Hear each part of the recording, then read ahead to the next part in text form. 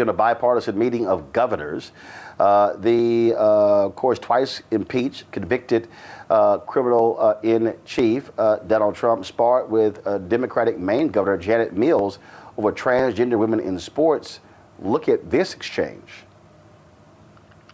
2 weeks ago, I signed an executive order banning men from playing in women's sports. Many Democrats are fighting me on that. I hope you continue, because you'll never win another race. And it's just crazy. If you look at what happened with the boxing, if you look at what happened with the weightlifting numbers, where a record that hadn't been broken for 19 years got shattered. But, you know, they put up an eighth of an ounce here, an eighth of an ounce there, and it's 218 pounds or whatever, a lot.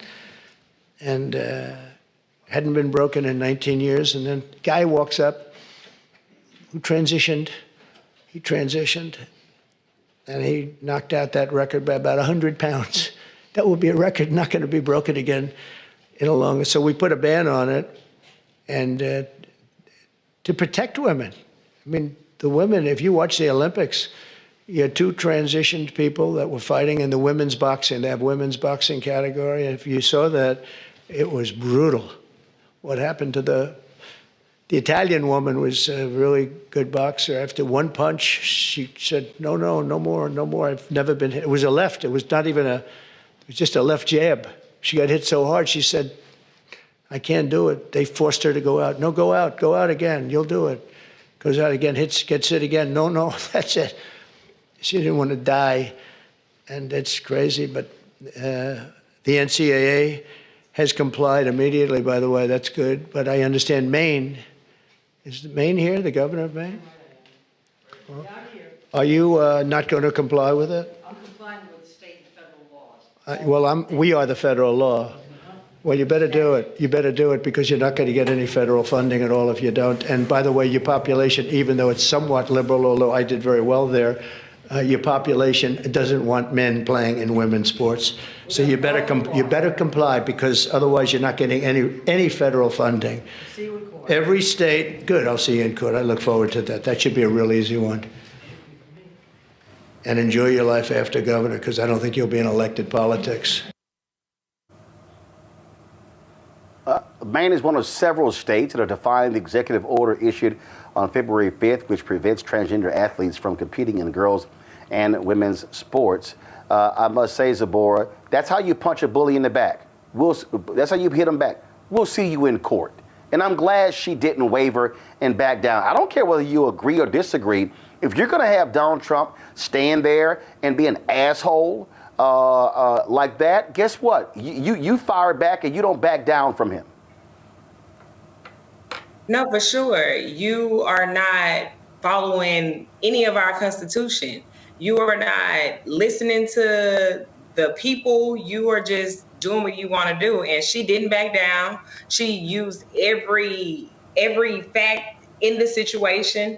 He didn't give you all of the truth of the boxer and how they lost. He makes up things and don't have to have anyone fact check him. He's only having the individuals around him that will support his narrative.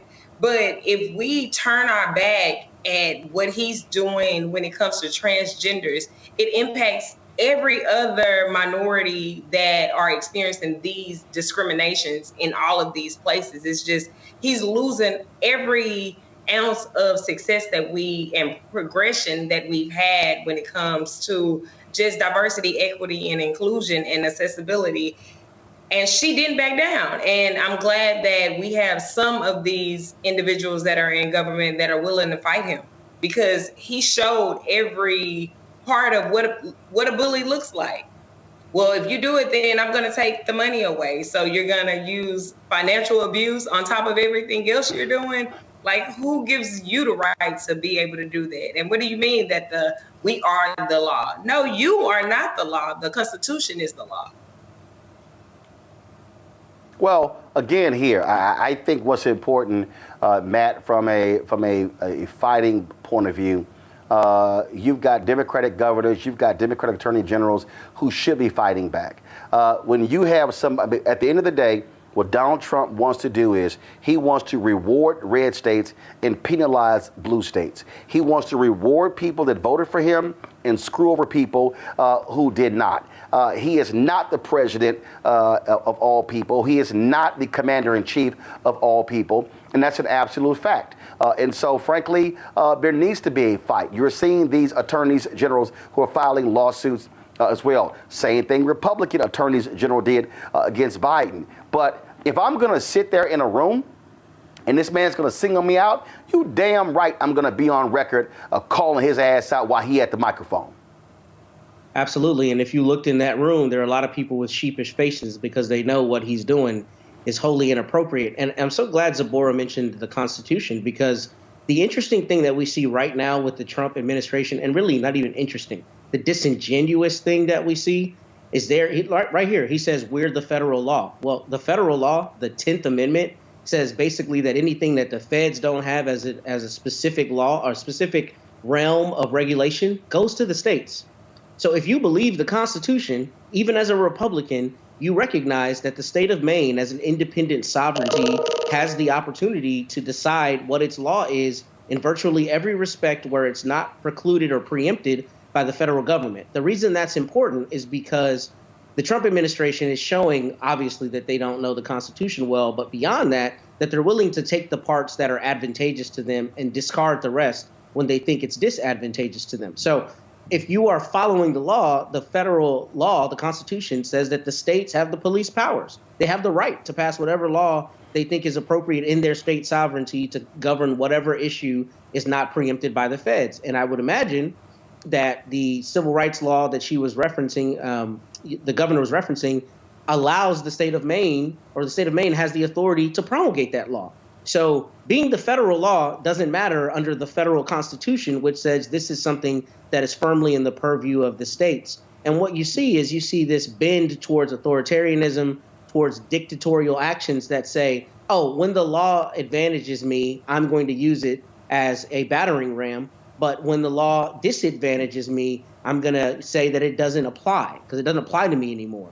And I don't know how long they can keep up that disingenuity before even their own supporters start to say, well, if it's the federal law and we've got to follow it, then you've got to follow it too. I don't anticipate that happens. But that contradiction is what we're seeing at play in this White House in instances just like this, because Maine is allowed to do this.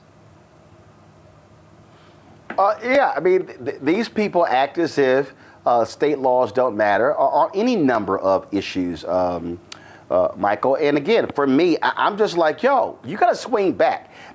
This man, what he likes to do, he wants to punk people. He wants to abuse them. He wants to slap them around. He wants to disrespect them. And this is exactly how you do it. I'm not going to sit here and kiss your ass. And if you want to sit here and deny federal funding to me, because of something, as the governor said, we'll see you in court. Absolutely. And first of all, it's a number of things here. Number one, Donald Trump is wrong. He's speaking like a dictator. The executive branch of the federal government is not the law. OK, the Congress passes the laws and it's the courts that interpret the law. So when he's telling the governor, we are the law. No, you're not the law. Number one. Number two, I thought the Republican Party was the party of states' rights. What didn't they always talk about states' rights, Roland? This is a states' rights issue. Hell no. They only believe in states' rights when they control it. Well, I know my memory is going bad, but I thought they were the states' rights party. Now, all of a sudden, this is the party of the federal government overstepping its authority. Now, keep in mind, all of this is a distraction from the fact that Donald Trump has not brought down the price of groceries. That punk ass executive order that he signed banning transgender athletes in competing in sports, things like this. And when you look at New York Times had an analysis on this, and out of 510,000 athletes competing at the college level, there were fewer than 10 who were publicly identified as transgendered. And this is coming from Charlie Baker, the NCAA president. So he would probably know. OK, so this is all a smokescreen. So, yes.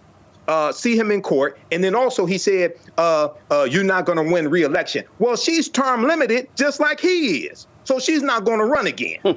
This whole thing was a BS smokescreen coming from a convicted felon that told over 30,000 lies. All right. So, and then I encourage people to watch Governor Pritzker of Illinois.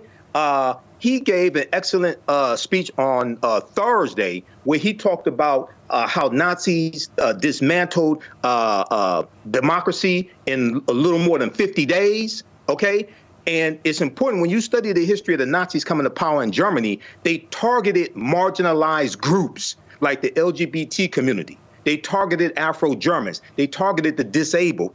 OK, this is the same playbook that Donald Trump and his brother from another mother from South Africa, Elon Musk, are playing. They're going after marginalized groups. Transgender people make up tenths of 1% of the population of the U.S. So this is a smokescreen. Well, but again, and again, what they're doing is that it's all about a culture clash, and again, it's the whole notion of I'm a dictator, and again, the way you respond to a dictator is you punch them in the mouth. Hello, I'm Isaac Hayes III, founder and CEO of Fanbase. And right now we're accepting investors in our $17 million round to revolutionize the future of social media. Today, for just $399, you can own 60 shares of stock in Fanbase at $6.65 a share. Go to startengine.com/fanbase and invest today. While the big platforms have grown too massive and disconnected from their users, Fanbase is building a platform where creators and users truly come first. We've already raised $4.8 million from everyday investors who believe in this vision, and now you can join them. This is your chance to invest in a social media tech company with over 1 million users that is disrupting media by allowing anyone to reach all of their following and monetize their content from day one. The market is changing, big platforms are failing to serve their users, and Fanbase is stepping up to fill the gap. Don't wait until it's too late. Invest now. Invest for yourself and your future. Go to startengine.com/fanbase and own the future of social media.